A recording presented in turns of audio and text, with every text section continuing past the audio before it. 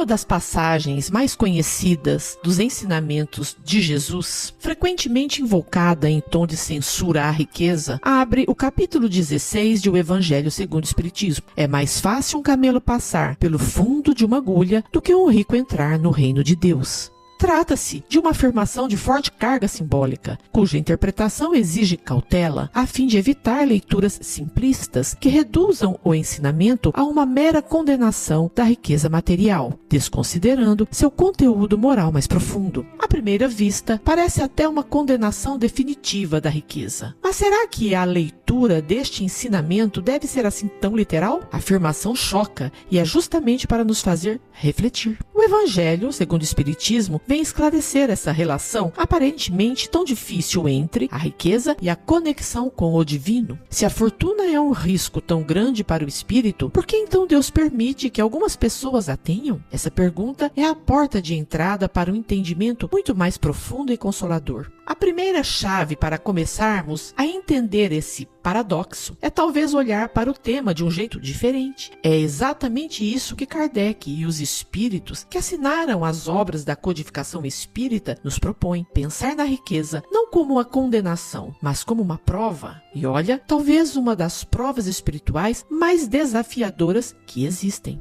A partir deste olhar, vamos compreender que o problema não está no dinheiro em si. O verdadeiro perigo, como o Espiritismo nos esclarece, é o que a riqueza pode despertar em quem a possui. A riqueza, como o poder, é um desafio ao desenvolvimento de virtudes, porque o orgulho, o egoísmo, aquele apego exagerado às coisas materiais são tentações que se tornam muito fortes. O Evangelho está repleto de parábolas nesse sentido, que configuram verdadeiros alertas de Jesus para o uso dos bens materiais. A parábola do rico e Lázaro, onde o homem rico, após a morte, sofre em regiões difíceis do mundo espiritual, é simplesmente perfeita para ilustrar isso. O homem rico não foi condenado por ter muitos bens, mas pelo seu coração endurecido. Ele falhou na prova da caridade. A riqueza poderia ter feito dele um homem virtuoso, se tivesse empregado os recursos materiais em prol do próximo.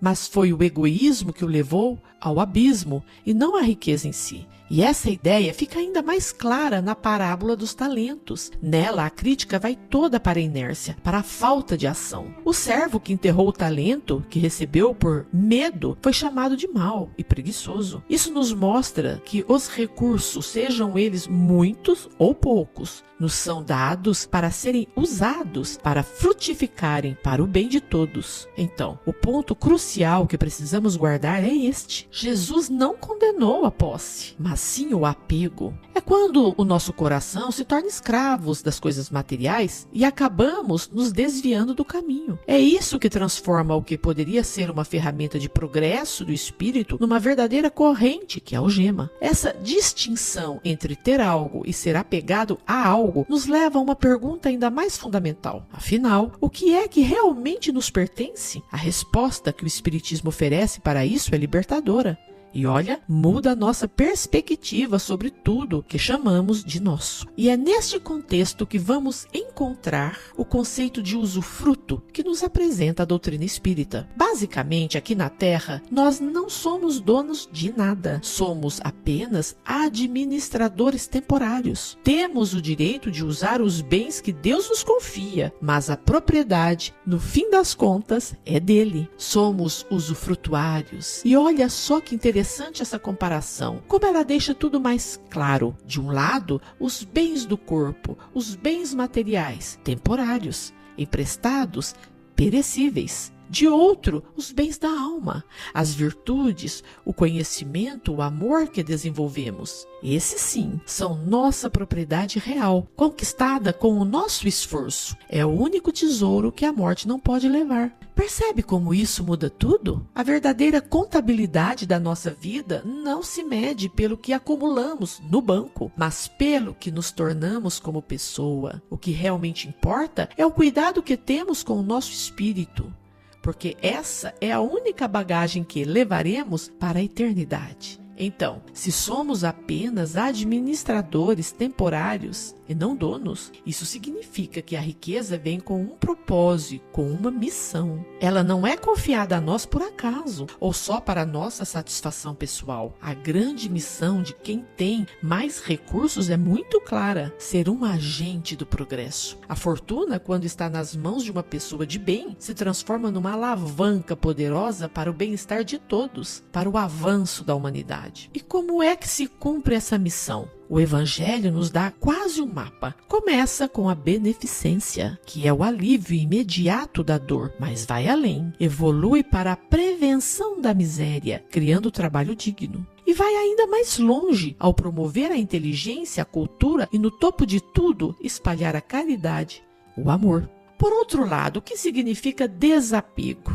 Esse é um conceito que muitas vezes é mal compreendido. Ser desprendido não tem qualquer relação com o desperdício ou com a negligência. Aliás, seria um outro tipo de egoísmo, simplesmente se livrar da responsabilidade que a riqueza traz. O verdadeiro desapego é um estado de espírito. É entender que a riqueza é uma ferramenta e não um fim em si mesma. Podemos dizer que o verdadeiro desapego se apoia em alguns pilares. Saber usar o que se tem para o bem de todos. Nunca sacrificar a vida futura por isso. Saber perder sem revolta. Se for o caso e, acima de tudo, ter aquela certeza profunda de que os bens mais preciosos, os tesouros de verdade, são os da alma. A riqueza é uma tutela, uma responsabilidade sagrada. E um dia todos nós vamos prestar contas de como administramos este empréstimo divino. E assim aquele paradoxo do começo da nossa conversa